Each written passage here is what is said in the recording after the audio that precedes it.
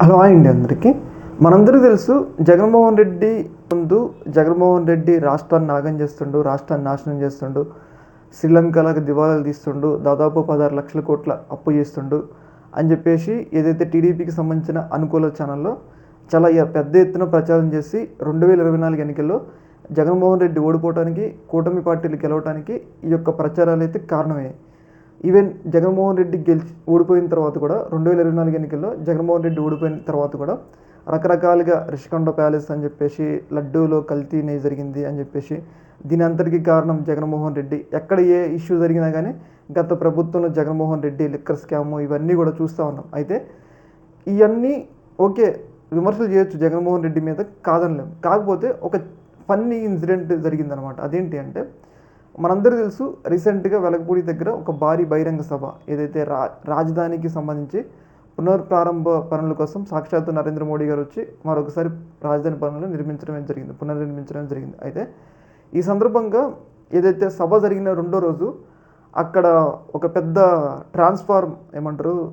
విద్యుత్ లైన్లు వేసే ఒక పెద్ద టవర్ ఉంటుంది కదా, ఆ టవర్ అనేది కూలిపోయింది. విద్యుత్ లైన్లు సరఫరా చేస్తారు కదా, ట్రాన్స్పోర్ట్ పెద్ద పెద్ద హైట్ ఉంటాయి టవర్లు, ఆ టవర్ అనేది కూలిపోయింది. ఆ టవర్ కూలిపోవడానికి కారణం ఏంటి అంటే, జగన్మోహన్ రెడ్డి గారు హయాంలో ఆ టవర్లకున్న నట్లు ఉంటాయి కదా, బోల్ట్స్ ఉంటాయి కదా, అవంట దొంగతనం చేసినారంట.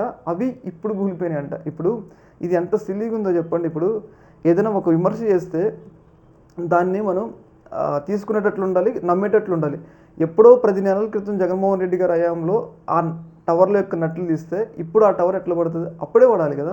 ఈ మధ్యన ఎన్ని గాలి దుమ్ములు వచ్చినాయి కదా, గాలి వానలు వచ్చినాయి, తుఫాన్లు వచ్చినాయి, కానీ అప్పుడు పడిందే ఇప్పుడే పట్టి. ఇది కూడా జగన్మోహన్ రెడ్డి కారణం, దీనికి కూడా జగన్మోహన్ రెడ్డి కారణం అని చెప్పేసి ఆంధ్రజ్యోతికి సంబంధించిన పేపర్లో, మెయిన్ పేపర్లో వేశారనమాట. అంటే సిల్లీ అనమాట. ఇప్పుడు ఒక వ్యక్తి మీద పగున్నప్పుడు ఇంకా ఏది జరిగినా కానీ ఇంకా ఆయన మీదే అన్నట్లుగా వీళ్ళ యొక్క ప్రచారం అనేది ఉందన్నమాట. అయితే ఇక్కడ మీరు తెలుసుకోవాల్సింది ఏంటంటే, అల్టిమేట్గా ప్రజలు మంచి చేస్తేనే గెలిపిస్తారు. వన్స్ ప్రజలకి మీరు మంచి చేయకపోతే పాలన బేరీజు వేసుకుంటారు. జగన్మోహన్ రెడ్డి పాలన మంచిగా ఉందా, చంద్రబాబు నాయుడు పాలన మంచిగా ఉందా అని ప్రజలు అనుకుంటారు.